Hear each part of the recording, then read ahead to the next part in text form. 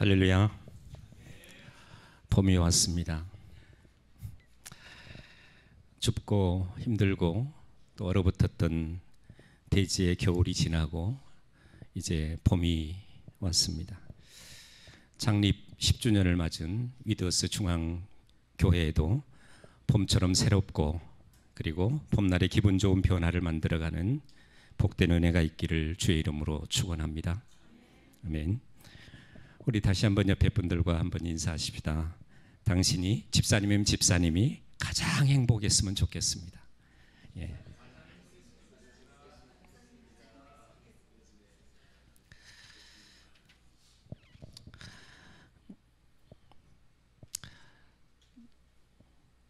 이제 농사를 배우기 시작한 젊은 농부가 있었습니다. 이른 봄에 비가 많이 내려서 땅이 비옥해지자 올해 농사는 풍년이 될 것이라고 그렇게 생각을 했습니다. 그리고 그렇게 말을 했습니다. 그랬더니 옆에 농사를 이제 짓긴 오래된 사람, 오래된 베테랑 농부가 올해는 날씨가 너무 좋아서 이러다가는 태풍이라도 불면 다 쓸어가겠다라고 걱정을 오히려 했습니다. 여러분 아시나요? 토지가 비옥하고 날씨가 너무 좋으면 식물들은 뿌리를 내리기를 게을리한답니다. 그러니까 뿌리가 깊이 내려가야 이게 이제 좋은 열매를 거둘 수 있는데 날씨가 좋고 비가 많이 오면 뿌리를 적게 내려서 비가 많이 오거나 태풍이 불면 금방 다 쓸려 가버리고 또 쓰러지고 그래서 결실을 하지 못한다는 겁니다. 그래서 실제로 와인을 만드는 그런 좋은 토양은 바로 척박한 땅, 아주 척박한 땅에서 오히려 좋은 포도를 결실하게 되고 이제 좋은 와인을 만들 수 있다는 것이죠. 이게 무슨 말이냐 하면 척박한 땅이어야 포도 나무가 뿌리를 아주 깊게 내리고 그리고 넓게 퍼지게 내려서 좋은 그런 이제 포도를 맺게 되는 것입니다. 여러분 우리도 마찬가지입니다. 우리가 그냥 모든 게 다 평안하고 좋기만 하면 어떤 어려움이 오고 고난이 왔을 때 우리가 쉽게 쓰러지고 넘어질 수 있습니다. 그런데요 기초가 잘 되는 사람, 기본이 잘 되어 있는 사람은 어떤 비바람이 불어도 견디고 또 이길 수 있게 되는 것이죠. 우리 그리스도인의 삶에도 그리고 교회에도 고난과 역경이 있는 이유는 주님이 우리를 극상품의 포도나무로 성장시키고자 하는 하나님의 뜻이 있음을 깨닫기를 바랍니다. 위기는 곧 기회라고도 말합니다. 위기는 곧 기회이고 고난이 우리의 믿음을 더욱더 단단하게 연단하는 그런 은혜가 있음을 우리가 알 수 있습니다. 그러게 우리에게 가장 좋은 것을 주시는 하나님, 그 하나님이 언제나 전폭적으로 하나님을 의뢰하고 우리가 살아간다고 하면 여러분도 극상품의 포도 열매를 거둘 수 있는 놀라운 은혜가 있을 거라고 분명하게 믿습니다. 또 그렇게 되기를 주의 이름으로 축원합니다. 여러분이 그렇게 살아가면 복되고 형통할 것입니다. 우리 유기호 목사님 제가 잠시 저에 대한 소개를 했는데 제가 가장 좋아하고 사랑하는 목사님입니다. 늘 교제를 갖고 있고 저희 교회 제가 이제 19년째 있으니까요. 중앙교회 19년째 있으니까 많은 사역자들이 거쳐갔습니다. 수십 명의 사역자들이 거쳐갔지만 유일하게 만나는 목사님은 우리 유기호 목사님입니다. 저하고 성품도 좀 비슷하고 진실되고 늘 정도 있고 제가 많이 좋아하는 목사님인데 창립 10주년이 됐는데 저보고 그냥 전화로 목사님 말씀 한번 전해주세요. 근데 제가 주일날 그 올해부터는 새 가족을 담당해서 아침에 지금 빠져나올 수가 없는데 그래서 주저를 했어요. 주저했어요 제가. 그랬는데 며칠 후에 전화를 했더라고요. 월요일날 제가 이제 제천에 있기 때문에 제천에 내려가려고 짐을 싸고 있는데 전화를 해서 목사님 잠깐 들렸다 가면 안 되겠냐고. 그래서 늦은 시간이지만 잠깐 들렸는데 우리 유기호 목사님이 많이 힘들어하더라고요. 심지어는 저한테 하나님이 목회를 그만하라고 하시는 건가? 이게 정말 하나님의 뜻인가? 옛날에 저를 보는 것 같았습니다. 옛날에 제가 서울에서 목회할 때 저도 아론과 훌이라고 얘기했던 두 집사님, 교회 재정 40%를 감당을 했던 두 집사님이 개척하고 6년 만에 두 분이 다 떠나가셨어요. 그때 제가 하여간에 번아웃이 돼서 생애 최초로 그때 보약을 처남댁이 지어줘서 보약을 먹게 됐는데 그런데 하나님은요, 하나님은 떠나간 사람도 있지만 또 새로운 사람을 붙여주시고 보내주셔서 교회는 재정적으로 어려움이 없이 하나님의 교회는 그대로 진행되어 가더라고요. 그걸 보면서 하나님은 살아계셨고 다른 것도 아니고 하나님의 교회인데 하나님이 망하게 하실까? 하나님이 못되게 하실까? 그런 믿음이 있었습니다. 그때 저의 모습을 보는 것 같아서 둘이 많은 이야기를 했습니다. 많은 이야기를 하고 하나님이 교회를 세우셨는데 하나님이 어떻게 문을 닫게 하겠냐, 교회를. 근데 지금 우리 한국 교회가 코로나 이후에 하루에도 지금 수십 교회씩이 문을 닫아가고 있습니다. 그리고 지금 주일학교가 없는 교회가 거의 한 80% 정도 됩니다. 제가 예전부터 계속 부르짖었던 그런 겁니다. 통합 예배를 드려야 한다. 제가 서울에 있을 때 고등학교 1학년짜리 학생이 저한테 와서 목사님 저 교회를 옮기고 싶어요. 그래서 왜 그러냐 그랬더니 아빠가 장로님이신데 우리 아빠가 집에서의 모습하고 교회에서 모습이 너무 달라요. 제가 혼란스러워요. 이제 고등학교 1학년짜리니까 이제 가치관이 막 형성될 때잖아요. 너무 혼란스럽다는 거예요. 그래서 차라리 다른 교회를 나가고 싶다는 거예요. 이게 통합 예배, 함께 예배 드리는 게 없기 따로따로 하다 보니까 이런 현상이 나타나는 거거든요. 그래서 제가 그 사건 이후로 계속해서 예배는 통합 예배를 드려야 한다, 아이들과. 근데 통합 예배를 드리지 않는 결과가 오늘 한국 교회 주일학교가 70%, 80%가 주일학교가 없는 그런 현상을 만들어 놓은 겁니다.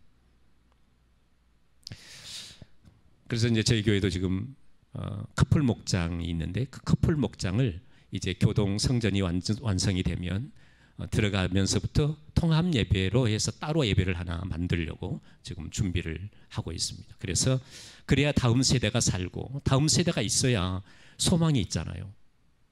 아이들이 없고 교회가 평텅 비어버리면 소망이 없기 때문에 그런 일들을 하려고 지금 준비를 하고 있는데요. 여기도 마찬가지입니다. 주일학교 사역자가 없어서 따로 저걸 두지 않았어도 통합 예배를 통해서 아이들을 신앙. 우리가 어렸을 때 아이들이 말을 배울 때요, 가르쳐서 배웁니까? 예, 그냥 보고 배우는 거잖아요. 부모 보고 배우는 거죠. 엄마를 보고 배우고. 그래서 보고 배우는 것이 정말 중요합니다. 신앙도 마찬가지입니다. 보고 배우는 게 중요하거든요. 그래서 통합 예배가 저는 중요하다 이런 생각을 합니다. 제가 오늘 본문의 말씀을 가지고요, 이 은혜 위에 굳게 서라라고 하는 제목으로 말씀을 나누려고 하는데,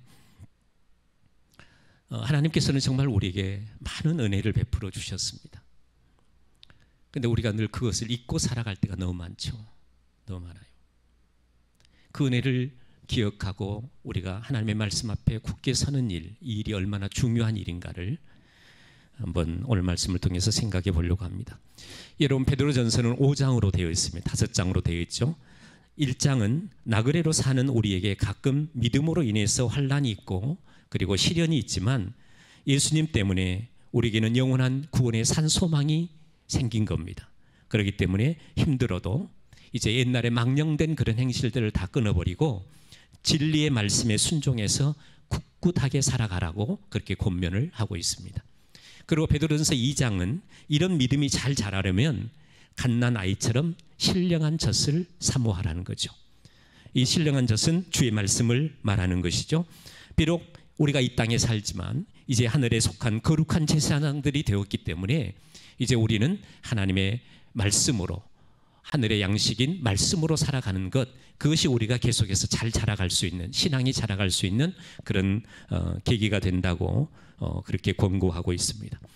그리고 베드로전서 3장은 나그네 생활 가운데서 일이 바쁘고 또 먹고 살기 위해서 많이 분주하지만 그래도 모든 것의 뿌리는 가정이기 때문에 가정을 지켜라.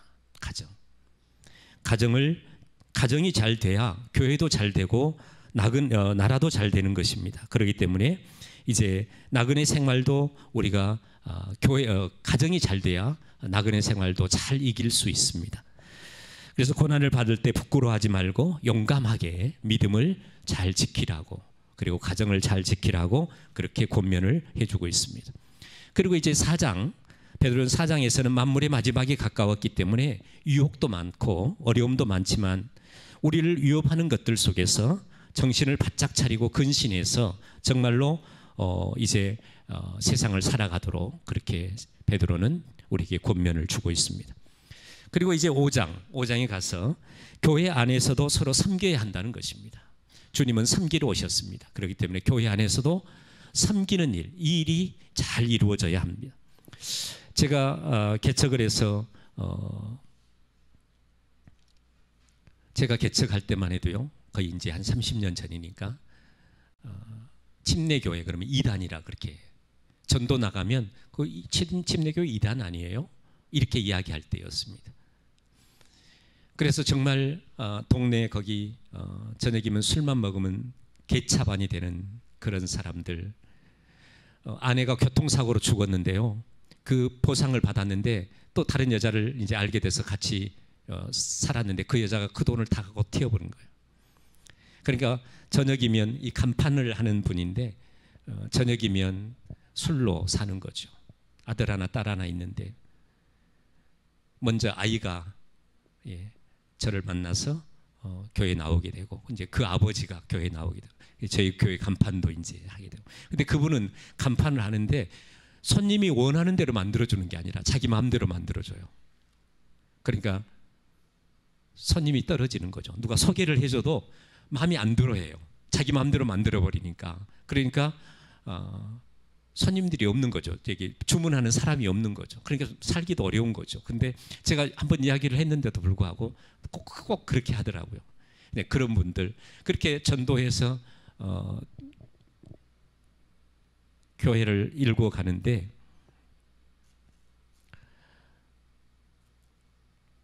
이 교회를 개척해서 한다는 것이 쉬운 일이 아닙니다. 쉬운 일이 아닌데 정말 하나님의 은혜가 아니면 감당이 갈 수 없는 일들입니다. 제가 목회하면서 성도들에게 이제 처음 나오는 성도들이니까 섬기는 걸 못 가르쳤어요. 섬기는 걸 못 가르쳐줬어요. 저는 열심히 섬겼는데 그들은 섬기는 걸 몰랐어요. 근데 딱 제가 10년 목회를 하고 나서 보니까 10년 전이나 10년 후나 그들의 삶이 똑같아요. 여러분 부자 되기를 원하고 삶이 나아지기를 원합니까? 그러면 섬기시면 됩니다. 섬기면 부자가 돼요. 부자가. 제가 섬기는 분들 보니까 잘 섬기는 분들이 거의 다 잘 살게 되더라고요. 제가 그런 분들을 수없이 봤기 때문에 그래서 섬김을 꼭 가르쳐야 된다. 그 다음 목회자한테 제가 목회 이제 그 인수인계 주고 우리 중앙교로 오면서 그 목사님에게 내가 한 가지 딱 못 가르친 게 있는데 섬김을 좀 잘 가르쳤으면 좋겠다. 그래서 성도들의 삶이 좀 더 좋아졌으면 좋겠다. 이런 부탁을 했는데요. 교회 안에서도 서로 섬겨야 한다는 말씀을 베드로전서 5장에서는 우리에게 해주고 있습니다. 즉 서로 섬기고 존경하면서 화목하게 살아야지 우리끼리 갈등하고 우리끼리 반목하고 우리끼리 문제가 있으면 안 된다는 것이죠. 그래서 서로가 위로해주고 섬기는 일을 통해서 하나님의 영광을 드러내는 그런 삶이 그리스도의 삶이다. 이렇게 가르쳐주고 있습니다. 그리고 아멘 했어요. 아멘. 그리고 그러니까 5장이 다 끝났어요. 끝났는데 오늘 본문의 말씀을 더 추가한 겁니다. 자, 그러나 이제 편지를 마치고 나서 아멘으로 끝낸 후에 또다시 기록할 것이 있어서 두 사람의 이름을 들어서 전하고 있는데 실로아노와 마가라고 하는 사람을 이제 들어서 이야기를 하고 있습니다. 여기 실로아노는 우리가 사도행전을 읽어보면 신라, 신라라고 하는 이름인데 신라를 실로아노라 이렇게 부르고 있습니다. 실로아는 바울과 늘 함께했던 그런 사람이죠. 바울의 두 번째 선교 여행에 동참했던 그런 사람입니다. 우리가 사도행전 16장 19절 이하를 읽어보면 바울과 같이 필리포에서 전도하다가 이제 감옥에 들어가게 되죠. 근데 그 밤에 바울과 실라가 하나님 앞에 기도하며 찬미했다, 찬송했다는 이야기입니다.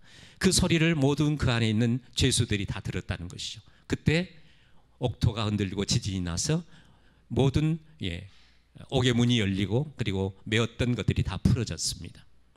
간수가 자다가 놀라서 깨어서 보니까 오문이 다 열려져 있는 거예요. 그러니까 그걸 보고 죄수들이 다 도망간 줄 알고 자결하려고 했습니다. 그랬더니 사도 바울이 소리치죠. 내 몸을 상하게 하지 말라. 그랬더니 이 간수가 횃불을 들고 들어와서 확인해 봅니다. 그랬더니 다 있는 거예요.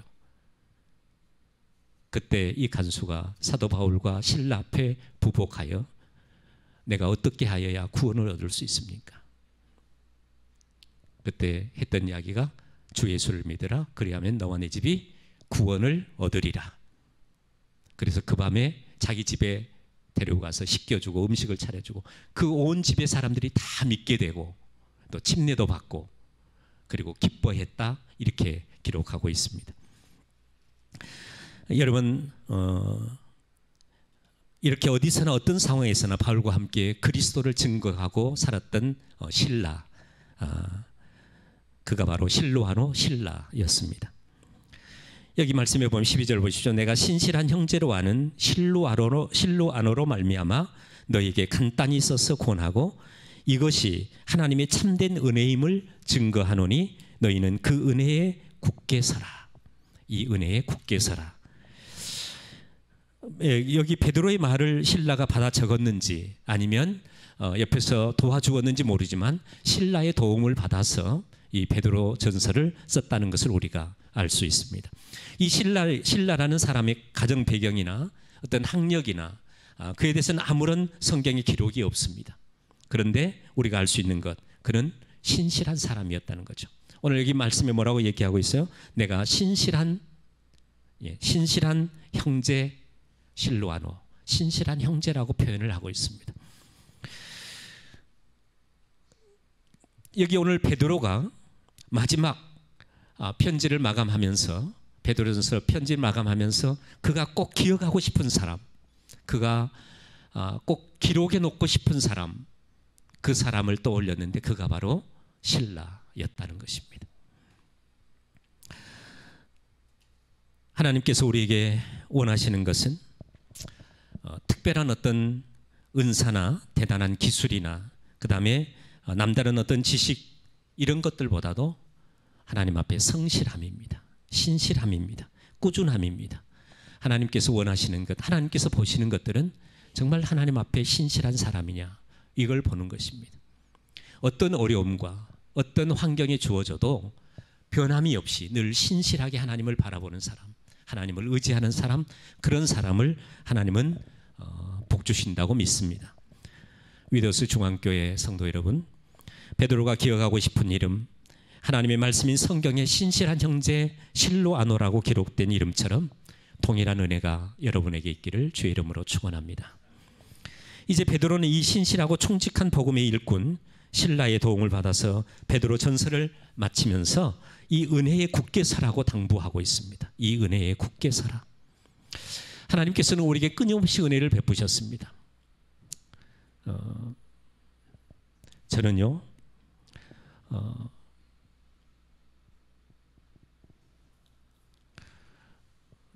제가 제 이야기를 많이 안 했는데 오늘은 제 얘기를 조금 하려고 합니다. 죄송하지만 저는 군대 생활을 국립묘지에서 했습니다. 동작동 국립묘지에서 했습니다. 제 주특기가 영현입니다. 영현은 쉽게 말하면 시체 처리반이라고 하는 말이라고 합니다. 그래서 제가 논산에서 훈련을 받고 부산 병참학교에서 또 6주간 훈련을 받고 그리고 국립묘지를 갔습니다. 여러분 제가 그 가끔 TV 보면 이제 중요한 사람들이 돌아가셨을 때라든지 무슨 할 때 제일 앞에 의장대 가고 그다음에 군악대 가고 그다음에 마스크 쓰고 그 유골함 이 띠 두르고 유골함을 들고 가는 부대가 바로 저희 부대입니다. 제가 가장 친한 친구하고 둘이 군입대를 했는데 그 친구가 논산훈련소에 딱 들어가자마자 자기는 육군본부 군악대를 가겠다는 거예요. 물론 그 친구는 이제 뭐 그 밴드부 악장도 하고 해서 트럼펫도 불고 트럼폰도 불고 뭐 이제 악기를 많이 다루는데 한마디 없다가 들어갈 때는 자고 마지막까지 같이 하자. 군대 생활 우리가 꼭 같이 붙어 있자라고 했는데 논산에 들어가자마자 저를 배신한 거예요. 그래갖고 저보다 먼저 3일 먼저 들어온 대구 장병들하고 같이 훈련을 받고 그 친구하고 떨어져서 훈련도 받고 예, 그 친구는 거기 안에 군의관 대위 사촌형이 있어가지고 그 사촌형이 도장을 다 찍어서 군악대 주특기를 딱 찍어가지고 그리고 마지막에 자기는 육군본부 군악대 국립묘지를 간다는 거예요. 육군본부 군악대가 국립묘지에 있었거든요. 저희 부대하고 같이 유병서를 쓰는 바로 옆에 붙어 있었거든요. 그냥 가서 보니까 그런데 저는 아무것도 몰랐거든요. 이제 그런 게 있는지도. 그런데 그 친구가 군악대를 간다고 그래서 국립묘지에 이제 그런 군악대가 있다는 걸 제가 그때 그 친구를 통해서 들었습니다. 그리고 이제 저는 헤어졌죠. 저는 어디로 갈지도 모르고 헤어졌는데 저는 부산에다가 내려다 놓더라고요. 아침 새벽에.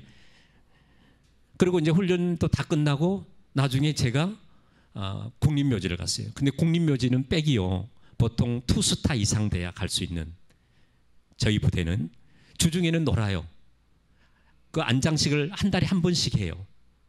그러니까 거의 또 서울 한복판에 있으니까 외출도 자유롭고 목욕도 방배동으로 밖으로 나오고 뭐 교회도 주일날 나와서 예배 드릴 수 있고 그러니까 뭐 수시로 나올 수 있는 그런 부대예요. 그런 부대인데 그러니까 이 백이 좋지 않으면 갈 수 없는 부대인데 제가 간 거예요. 나중에 알고 보니까 제가 나중에 이제 전역할 때쯤 매년 1,000명 정도씩 안장식을 했거든요. 제가 3년 동안 근무하는 동안 3,000명을 젊은 군인 안장식을 하는데 행사 요원으로 투입이 됐던 거죠. 그리고 그리고 나서 제가 이제 인생이 바뀌었죠. 제가 쭉 돌아봤어요. 왜 하나님께서 친구를 통해서 국립묘지 이야기를 듣게 하셨고, 근데 그 친구는요, 육군본부 군악대에 티오가 없어가지고 사단으로 갔는데 사단에도 티오가 없어가지고 또 어디 뭐 군단인가 어디 내려갔다 거기도 티오가 없어가지고 주특기가 포병으로 바뀌어가지고 최전방 들어가 버렸어요. 근데 하나님이 왜 나를 여기 국립묘지에다 데려다 놓으시고 그 친구를 통해서 그 친구가 아닌 나를 여기다 데려다 놓으시고 이게 젊은 군인들이 수없이 죽도록 하셨는가? 그걸 보도록 하셨는가? 그 장례를 치르게 하셨는가? 그리고 제가 있을 때 또 그 반포교회 저희 지휘관이 캐톨릭 신자인데 그 당시 3군 사령관이 황영시 대장이었거든요. 근데 그 황영시 대장이 아주 독실한 크리스찬이었어요. 진급하고 싶으니까 밖에서 선교사를 한번 모셔다가 부대 안에서 예배를 드리라는 거예요. 그래서 매주 제가 이제 모시고 와서 예배를 드리고 했거든요. 그리고 지금은 국군교회라고 국립묘지 안에 교회가 하나 세워졌습니다. 그리고 그분이 초대 거기 이제 담임 목사가 된 거죠. 그런데 저희 지휘관은 진급해서 국방부로 진짜 갔어요. 그 일 때문에 그 보고가 되고 뭐 해가지고 갔는데 그런 일들을 제가 쭉 보면서 하나님께서 내 걸음을 인도하셨다고 하는 게 분명하더라고요. 그러면 내 앞으로의 삶도 하나님이 인도해 가실 텐데 어떻게 하는 게 가장 하나님 앞에서 가치 있는 삶이고 그리고 하나님을 기쁘시게 드릴 수 있는 삶인가. 그래서 제가 제대하자마자 신학교를 갔습니다. 그리고 목회자가 지금 된 겁니다. 여러분 한번 되돌아보십시오. 하나님께서 우리의 삶을 아주 세세하게 인도해 가신다는 것을 깨닫게 될 겁니다. 우리가 그냥 막 사는 것 같지만 하나님의 손 안에 있습니다. 하나님이 모든 것을 다 주관하십니다. 그런데 그렇다고 해서 내가 아무것도 하지 말고 그냥 가만히 있으면 된다? 그건 아닙니다. 그건 아니지만 하나님께서 주어진 삶 가운데서 우리가 정말 열심을 가지고 살아야 되지만 하나님께서 우리의 모든 걸음을 다 지도하시고 인도하신다는 것을 저는 너무나도 분명하게 보았기 때문에 위더스 중앙교회도, 그리고 하나님이 사랑하시는 우리 유기호 목사님도, 또 여러분들도 하나님께서 그렇게 인도해 가실 거라고 분명하게 믿습니다. 여러분, 그러면 이 은혜에 굳게 선다고 하는 말이 무슨 말입니까? 이 은혜에 굳게 선다는 것이 무슨 뜻일까요? 첫 번째는요, 예수 그리스도를 깊이 믿는 것을 말합니다. 예수 그리스도를 진실하게 믿는 것을 말합니다.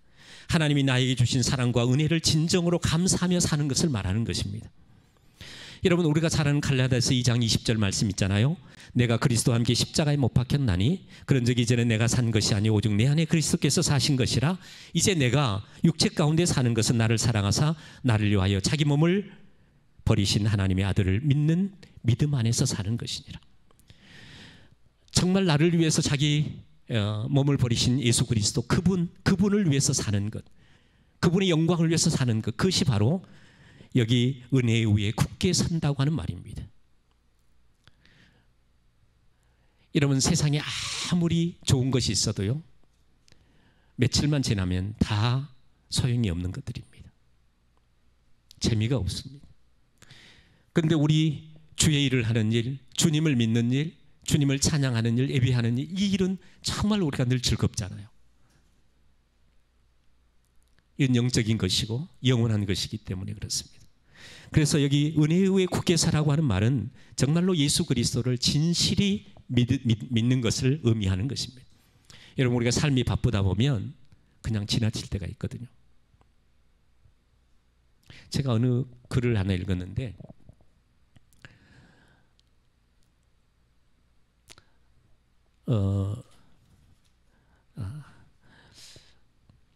삶이 너무 바쁘고 힘들면 교회 오지 마십시오, 뭐 이런 이야기입니다. 우리 하나님은 여러분들이 다 쓰고, 세상에서 다 쓰고 남은 시간을 받기를 원하시지 않습니다. 여러분, 세상에서 마음껏 뭐 돈도 푹푹 쓰고 살다가 돈이 좀 부족하면 헌금하지 마십시오. 하나님은 구별하여 드리는 것을 기뻐 받으십니다. 뭐 이제 이런 글인데요.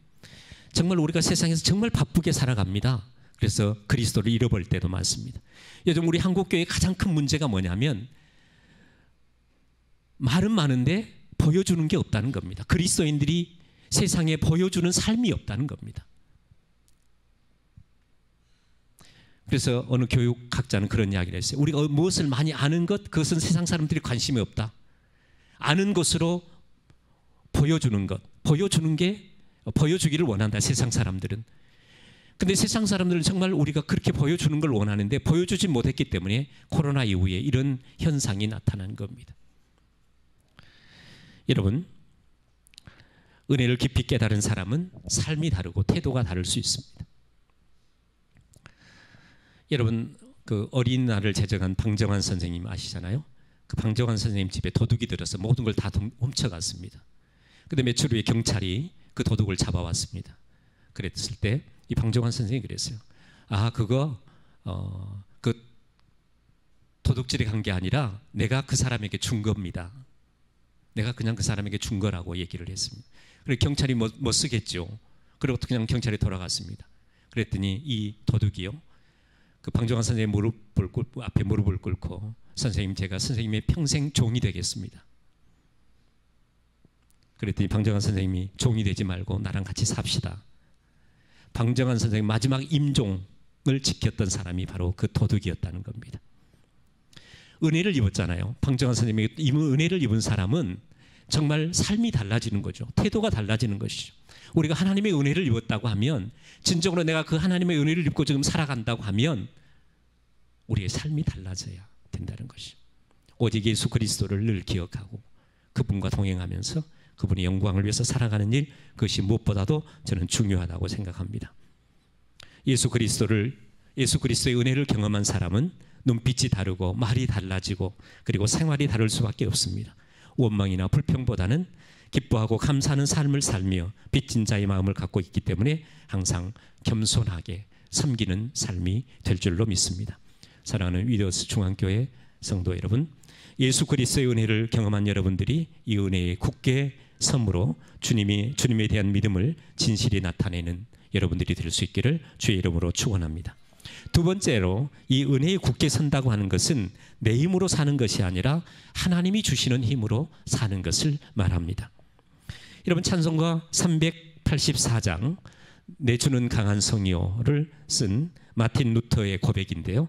2절에 보면 이런 고백이 있습니다. 내 힘만 의지할 때는 패할 수밖에 없도다. 여러분, 내 힘만 의지하면 우리는 패할 수밖에 없습니다. 우리가 하나님을 의지할 때 하나님께서 우리에게 힘과 능력을 더하여 주신 줄로 믿습니다. 여러분, 우리가 흔히 최선을 다하면 되죠, 이런 말 많이 듣잖아요. 내가 힘을 다하면 되지 않을까요? 뭐 이제 이런 이야기를 많이 하잖아요. 그리고 지성이면 감천이다, 이런 말도 말합니다. 정말 좋은 말이지만 이제 신앙적인 말은 아니죠. 여러분, 어느 아빠가 중학교 1학년짜리 아들하고 밭을 이렇게 만드는데 돌이 많으니까 이제 아들 보고 돌을 좀 치워내라고 했습니다. 그런데 좀 큰 돌이 있었어요. 근데 혼자 뭐 지렛대를 쓰기도 하고 막 힘을 하려니까 안 되는 거예요. 그때 이 아들이 아빠한테 와서, 아빠, 내가 최선을 다했는데 이 돌을 옮길 수가 없어요. 그랬을 때 아빠가, 아들아, 네가 최선을 다했어? 그건 최선을 다한 게 아니라 아빠한테 도와달라고 얘기를 해야 그게 최선을 다한 거야. 아빠가 옆에 있는데, 아빠한테 도와달라고 하면 쉽게 옮길 수 있는데. 그래서 여러분, 우리 아버지 되신 하나님, 그 하나님께 도와달라고 기도하고 그 하나님의 힘을 의지해서 살아가는 것, 이게 최선을 다하는 겁니다. 내 힘으로 살아가면 우리는 실패할 수밖에 없습니다. 여러분, 2절 쭉 내용을 보면 힘 있는 장수 나와서 날 대신하여 싸우네. 이 장수 누군가? 바로 주 예수 그리스도, 만군의 주로다. 당할 자 누구라? 반드시 이기리로다. 여러분, 우리 주님이 우리와 함께 하시면 우리가 반드시 이기게 될 줄로 믿습니다. 또 그 하나님이, 그 주님이 우리 위드워스 교회와 함께하는 줄로 믿습니다. 여러분, 우리가 잘 아는 대로 모세는 하나님께로부터 직접 율법을 받은 사람이지만 그런 율법을 의지하지 않고 은혜를 의지해서 살았습니다. 그래서 히브리서 기자는 이렇게 말하죠. 이렇게 기록하고 있습니다. 믿음으로 모세는 장성하여 바로의 공주의 아들이라 칭함을 거절하고 도리어 하나님의 백성과 함께 고난받기를 잠시 죄악의 낙을 누리는 것보다 더 좋아하고 그리스도를 위하여 받는 능력을 애굽의 모든 부하보다 더 큰 재물로 여겼으니 이는 상 주심을 바라봄이라. 이러한 모세를 역사는 위대한 하나님의 일꾼이라고 기록하고 있는 겁니다. 여러분, 우리가 여호수아도 잘 알잖아요. 여호수아, 모세가 죽고 이제 갑자기 지도자가 된 여호수아, 두렵고 떨렸습니다. 무서웠습니다. 근데 하나님께서 뭐라고 말씀하십니까? 너는 마음을 강하게 하고 담대해라. 두려워하지 말며 놀라지 말라. 나는 내 하나님이 되리라. 그리고 내가 너와 함께 하겠다. 이게 바로 여호수아에게 주었던 하나님의 약속의 말씀입니다. 그래서 여호수아가 이스라엘 백성들을 이끌고 하나님의 약속의 땅 가나안까지 들어갈 수 있었던 겁니다. 여러분, 성경을 보면 은혜를 의지하고 사는 겸손한 사람이 진짜로 큰 일을 감당하게 되는 겁니다. 여러분, 바울도 마찬가지입니다. 자기를 능하게 하신 분은 하나님이라고 고백하면서 내가 죄인 중에 괴수, 내가 믿는 자를 잡아서 죽이기까지 하고 옥에 가두고 하는 일들을 감당했던 그런 괴수 중에 괴수가 바로 본인인데, 하나님께서 그것을 탓하지 않으시고 넘치는 은혜를 주셔서 그가 이방인의 전도자로 쓰임받을 수 있었던 것, 그것은 바로 하나님의 은혜 때문이라고 사도 바울은 그렇게 끊임없이 고백하고 있습니다. 여러분, 우리는 하나님의 은혜가 아니면 살아갈 수도 없고 하나님의 은혜가 아니면 설명할 길이 없습니다. 그렇기 때문에 여러분, 늘 우리가 결국 하나님 앞에 하나님 주시는 우리의 은혜를 늘 기억하면서 하나님 앞에 감사할 수밖에 없는데요.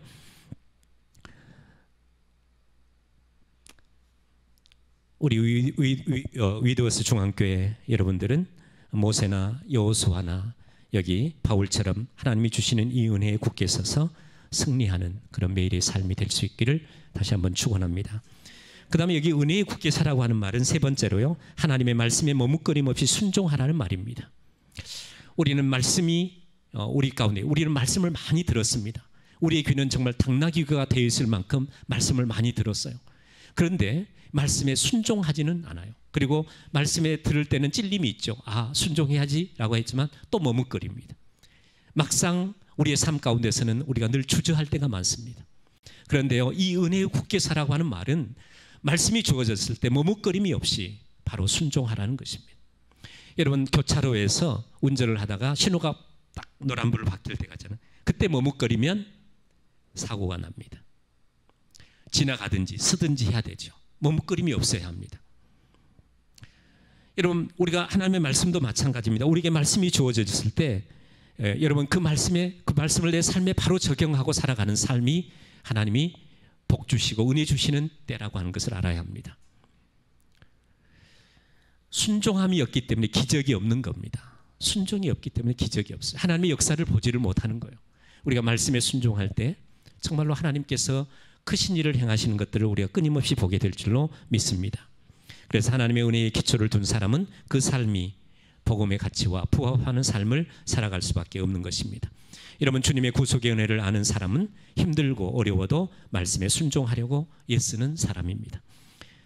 죄인된 나를 용서하시고 그리고 깨끗하게 해주신 주님의 은혜를 아는 사람, 그런 사람은 정직하게 말씀에 순종하기 위해 발버둥 치는 사람입니다. 이 은혜에 굳게 서서 언제나 말씀에 순종하는 저와 여러분들이 될 수 있기를 다시 한번 주의 이름으로 축원합니다. 마지막 네 번째는요, 이 은혜에 굳게 선다고 하는 것은 하나님의 상급을 바라보고 주의 일에 삶을 헌신하는 것입니다. 여러분, 하나님께서는 약속의 말씀으로 우리에게 상급을 이야기하고 있습니다. 정말 말씀에 순종하여 살아가면 우리에게 하늘의 상급을 주시겠다고 약속하고 있습니다. 여러분, 이 세상의 직업들은 다양합니다. 하루 종일 껌을 씹는 직업도 있다잖아요. 껌. 그래서 껌 딱 씹으면 이것이 무슨 껌인지도 아는, 또 하루 종일 술맛만 보는 사람이 있대잖아요. 그래서 저녁 되면 눈이 그냥 빨갛게 충혈이 돼서 그런 사람도 있다는데요. 또 은행원들은 하루 종일 돈만 생각하고 돈 맞춘이라고 늘 그러죠. 그런데 진짜 멋진 일, 가치 있는 일, 그 일은 뭘까요? 여러분, 새벽부터 밤늦게까지 주님을 생각하고 주님을 기억하고 말씀을 생각하는 직업이 있다면 어떤 직업이 있을까요? 목회자잖아요. 목회자. 목회자가 최고의 직업이라고 저는 생각합니다. 세상의 어떤 것도 따라올 수 없는 그런 멋지고 가치 있는 가장 멋진 직업이 있다면 저는 목회자가 아닐까. 목회자를 직업이라고 말할 수는 없습니다. 그런데 만약 직업이라고 얘기한다면 목회자가 가장 멋진 직업이라고 생각합니다. 여러분, 부럽습니까? 목회자가 부럽습니까?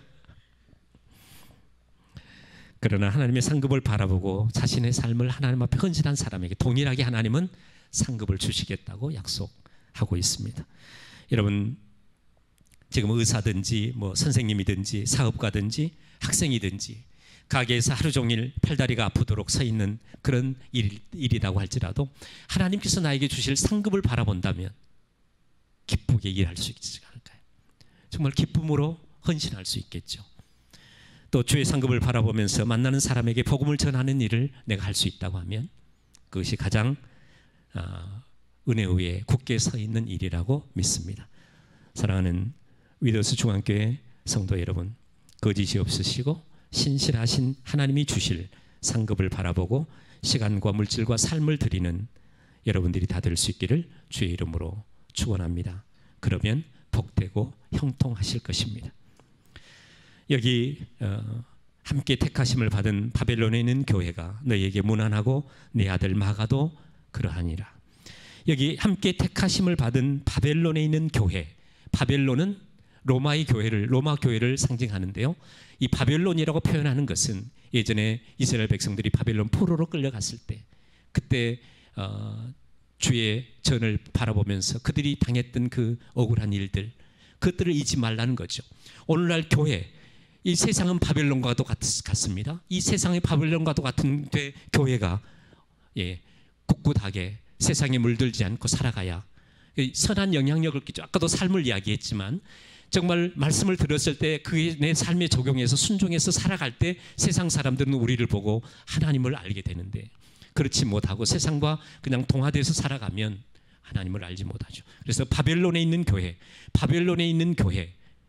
이게 교회가 지금 세상 가운데 있는 지금 교회를 이야기하는 겁니다. 그 교회가 너에게 무난하고 내 아들 마가도 그러하니라. 여러분 마가를 잘 아시죠? 마가는 사도 바울과 함께 선교여행을 떠났다가 중간에 포기하고 예루살렘으로 돌아가 버렸습니다. 그래서 나중에 바나바하고 마가를 데려가는 문제 때문에 갈등도 있었던 것을 잘 알잖아요. 그런데 마가는 나중에 회개하고 돌아왔습니다. 그래서 사도 바울의 편지를 보면 나의 동역자 마가라고 표현하고 있고, 또 마가를 데려와라, 그가 나의 일에 유익하니라, 뭐 이런 표현들을 쓰고 있는 것들을 보면 마가가 나중에 회개하고 돌아와서 정말로 주의 일에 헌신했던 것을 우리가 잘 알 수 있습니다. 여기 오늘 베드로도 이 마가를 이야기하고 있는 겁니다. 베드로 사도도 이 마가가 너에게 무난한다, 마가도 그러한다, 이렇게 표현하고 있는데 마가는 돌아왔다는 것이죠.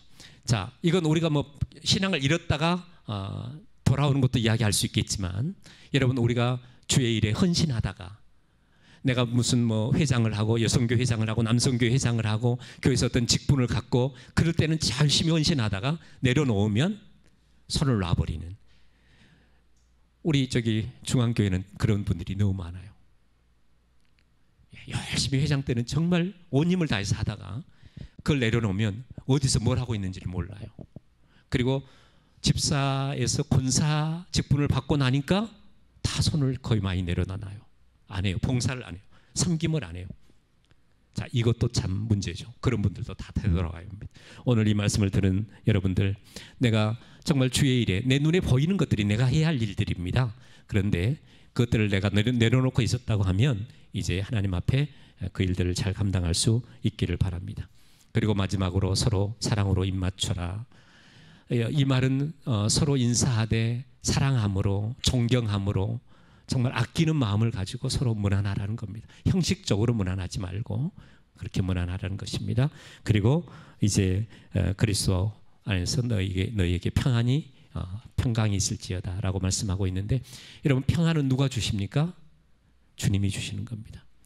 여러분 세상은요 평화회담을 하고 평화유지군을 보내고 그래서 평화를 쟁취해서 얻으려고 하지만 참된 평화가 아니죠. 참된 평화는 여기 오늘 말씀처럼, 마지막 말씀처럼 그리스도 안에 있을 때 참된 평화가 있는 겁니다. 그래서 그리스도 안에 있는 평강을 우리에게 주신다고 말씀하고 있잖아요. 우리가 성경도 보면 다윗은 여호와께서 자기 백성에게 힘을 주시며 여호와께서 자기 백성에게 평강의 복을 주시는도다. 또 이사야에 있는 말씀도 보니까 주께서 심지가 견고한 자를 평강의 평강으로 지키시리니 이는 그가 주를 의뢰함이니이다. 주를 신뢰함이니이다. 그러니까 심지가 견고한 사람은 신실한 사람, 변함이 없는 사람, 처음부터 마지막까지 끊임없이 똑같은 사람, 이런 사람에게는, 심지가 견고한 자에게는 하나님께서 평강의 복을 주시겠다고 약속하고 있습니다. 사도 바울도 그리하면 모든 지각에 뛰어난 하나님의 평강이 그리스도 안에서 너희의 마음과 생각을 지켜주시겠다고 약속하고 있습니다. 여러분 평안은 우리 주님이 주시는 겁니다.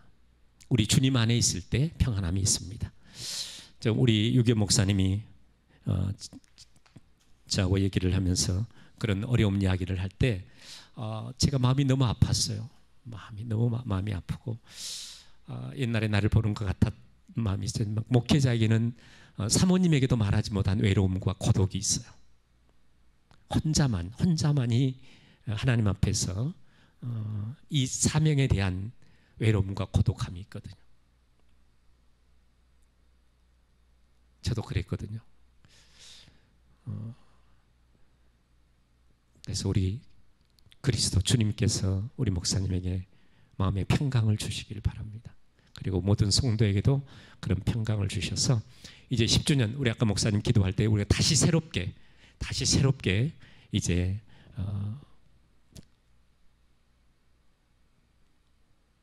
이게 많이 꽉 찼던 그런 적도 있었는데 이제 많이들 떠나가고 다시 새롭게 시작하는 마음으로 하시겠다고 기도하시던데,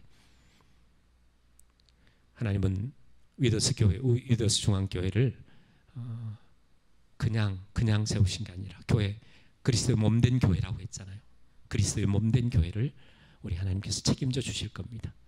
하나님을 의지하고 하나님이 주신 평강을 가지고 평안함으로 모든 목회를 잘 감당해 가시면 그 일이 하나님께 영광이 되어지고 또 모든 성도들에게는 큰 은혜와 복이 있을 줄로 믿습니다. 또 형통의 복도 임할 줄로 믿습니다. 그렇게 되기를 주의 이름으로 축원합니다. 아멘. 우리 함께 기도하겠습니다. 전능하신 아버지 하나님, 위도우스 중앙교회를 축복하고 또 사랑하는 우리 유교 목사님과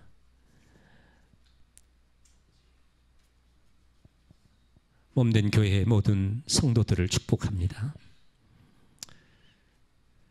하나님, 창립 10주년을 맞이했지만 정말 하나님 보기에 부끄러운 모습이라고 우리 목사님 고백하였사온데, 하나님, 부끄러운 모습이 아니라 하나님께 은혜를 입을 귀의 힘을 깨닫고 다시 한번 힘을 얻고 일어설 수 있는 우리 위도우스 중앙교회가 되게 하여 주시고 우리 모든 성도들이 다 될 수 있도록 하나님께서 은총을 베풀어 주시옵소서. 위도우스 중앙교회를 통해서 하나님께서 큰 일을 이루실 줄을 분명히 믿습니다. 하나님께서 위도우스 중앙교회를 복음을 위해서 위대하게 사용하실 줄을 분명하게 믿사오니 하나님, 주의 종과 모든 성도들이 한 성령 안에서 하나 되는 놀라운 역사가 늘 있게 하여 주시고 이 일로 인해서 정말로 위도우스 중앙교회가 살아있는 교회가 되게 하여 주옵소서. 이제는 우리 주 예수 그리스도의 은혜와 아버지 하나님의 크신 사랑하심과 성령님의 충만하심과 교통하심과 그리고 내주하심이 창립 10주년을 맞은 위도우스 중앙교회와 그리고 모든 믿음의 권속들 머리 위에 이제로부터 영원토록 함께 하시기를 간절히 축원하옵나이다. 아멘.